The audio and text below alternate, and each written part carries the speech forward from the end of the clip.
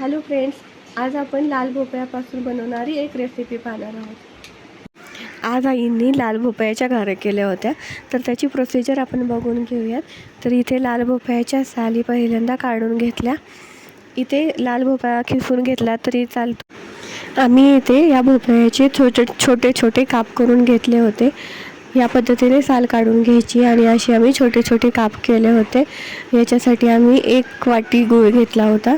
तर एका कढईमध्ये लाल भोपळ्याचे काप किंवा खिसलेला भोपळा टाकून त्याच्यामध्ये आपण 1 वाटी गूळ टाकलेला होता।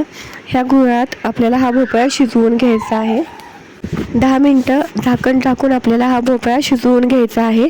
त्याच्यानंतर झाकण काढून एका पळीने आपल्याला तो या प्रकारे असा मॅश करून घ्यायचा आहे आणि त्या भोपळ्यातील गुळाचं पाणी आहे ते पूर्णपणे आटलं पाहिजे। या पद्धतीने आपल्याला ते गुळातलं पाणी आटवून घ्यायचं आहे। त्याच्यानंतर आपण गव्हाचं पीठ जेवढं बसेल तेवढं त्याच्यामध्ये आपल्याला ॲड करायचं आहे। थोडंसं चवीपुरतं मीठ, वेलची पूड टाकून आपल्याला याचा असा घट्टसर गोळा तयार करून घ्यायचा आहे। या गोळ्याचे छोटे छोटे गोळे तयार करून घ्यायचे आणि आपल्याकडे जर दुधाची पिशवी असेल किंवा तेलाची पिशवी असेल तर त्याच्यावरती या पद्धतीने हाताला थोडंसं तेल लावून ते थापून घ्यायचं आहे। किनारी आहेत त्या थोड्याशा आपल्याला पातळ करून घ्यायचं आहे।